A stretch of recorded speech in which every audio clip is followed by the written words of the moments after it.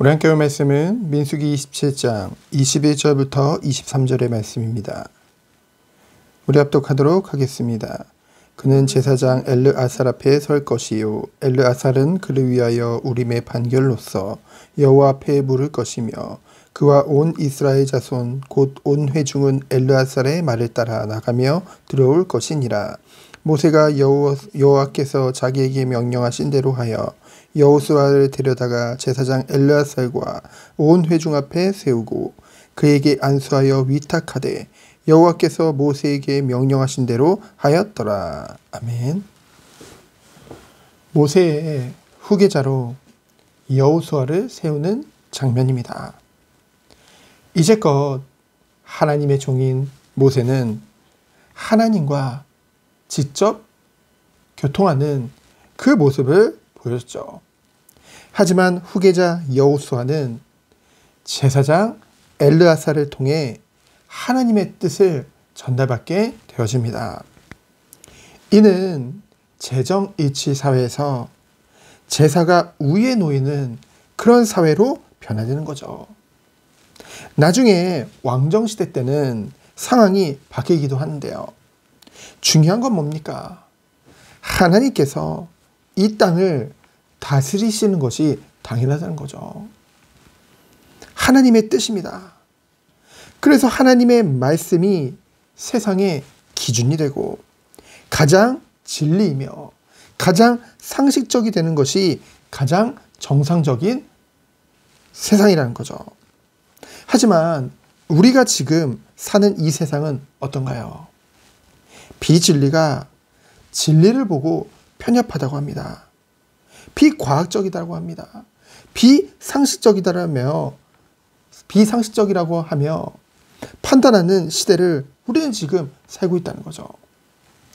여러분, 가장 큰 죄악은 무엇입니까? 하나님을 사랑하지 않는 거예요. 하나님을 인정하지 않는 겁니다. 이러한 세상에 그런 죄악된, 그런 타락된 분위기 속에 불신자는 당연히 눈에 보이는 세상과 인간들 스스로 이뤘다고 생각하는 과학과 지식들이 전부라고 생각해져. 그래서 계속 죄악 속에 그것을 더 얻고자, 남들보다 그것을 더 많이 알고 우위에 오르고자 노력하죠. 그러면서도 자기 나름대로 세상에 유익을 주겠다, 세상을 이롭게 한다면서 봉사도 하고 때로는 자기 희생도 하고요. 여러 가지 일들을 하죠. 나름대로의 모든 것을 이루었다고 생각을 합니다. 자기의 신념과 꿈을 위해 나름대로의 최선도 다하죠. 하지만 중요한 건 그 모든 것이 죄란 이유는 무엇입니까? 하나님과 정작 그 일을 행하는 자들에게 가장 중요한 하나님과의 관계가 없다는 거죠. 단절된 상태로 있다는 것입니다. 불신자들은요. 그러니 그 모든 것이 하나님의 뜻과는 무관하게 가는 것이죠. 결국 자기들이 모든 영광을 받잖아요. 그렇다면 신자들의 모습은 어떻습니까? 하나님을 알아가기를 힘쓰기보다는 하나님의 뜻을 알고자 노력하기보다는 웬만큼 아는 것 같으니, 말로는요 주를 위하여라고 하지만은 결국은 나의 영광을 위해, 나의 유익을 위해, 사람들과 세상으로부터의 인정을 위해, 결국은 하나님을 만족시키기 위한 삶이 아닌 자기 만족을 위한 삶의 열심이라는 거죠. 하나님 말씀 앞에 서기보다는 나의 계획과 나를 위한 말씀, 하나님은 내게 은혜를 베푸시고 위로하시고 형통케 해주시는 하나님이고 나를 계속 사랑해 주시는 하나님이기 때문에 나는 하나님 마음을 정말로 알기보다는 나를 위한 삶에 집중한다는 거죠. 그것이 참된 하나님의 은혜를 깨달은 자의 모습이겠습니까? 나는 하나님의 마음을 정말로 시원케 하는 하나님 자녀의 모습인가? 그것을 우리는 생각해 봐야겠죠. 하나님께서요, 자기 백성에게 요구하시는 의는 굉장히 높은 수준입니다. 우리가 생각하는 것 이상이에요. 그래서요, 율법을 지킴으로 구원받을 자는 단 한 사람도 없다는 것이죠. 그래서 완전한 의 되시는 예수 그리스도를 믿음으로 그 예수 그리스도의 의가 우리에게 전가돼 그 의를 의지함으로 구원을 얻을 수 있는 것입니다. 이는요, 예수 그리스도의 의가 우리에게 전가됐으니 난 의로우니 더 이상 율법을 지키지 않아도 된다는 것을 말하는 것이 아닙니다. 자유롭게 내 마음대로 살라는 것은 더욱더 아니죠. 그리스도의 의가 내게 임했다는 것은 무엇입니까? 정말로 성령 하나님이 내 안에 함께 하시며 바로 나의 삶을 내 노력으로는 할 수 없었던 하나님의 성품을 닮아가는 그 거룩한 의를 향해 나아가는 그 성화가 바로 시작된다는 것이죠. 정말 예수 그리스도를 믿음으로 구원을 받았다고 한다면은 우리의 삶과 우리의 생각과 우리의 모든 것들은 변할 수밖에 없는 것입니다. 더 이상 내가 아니죠. 결국 나를 위한, 내 것을 위한 삶을 사는 것은 교만이거든요. 그럴 수 없다는 것입니다.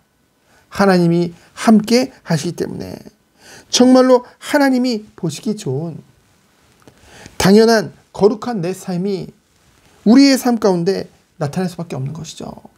자기를 부인할 수밖에 없고 정말 하나님의 뜻을 위해 나아가는, 사실은 이것이요, 쉬운 길은 아니에요. 우리가 이제껏 알았던 하나님을 믿으면 이렇게 복을 받고 이렇게 되고 저렇게 되고, 물론 그러한 모습들도 있죠. 하지만 그런 과정 중에 우리가 정말로 때로는 고난을 받고 연단을 받고 그런 시간도 필요하다는 것이죠. 그런 싸움이 필요하다는 것입니다. 그래서 정말로 바리새인 중에 바리새인요, 그 시대에 정말로 세상적으로 또는 영적으로 균형을 잃었다고 생각되어지는 그 바울조차도 오호라 나는 공고한 사람이로다. 이 사망의 몸에서 누가 나를 구원하랴.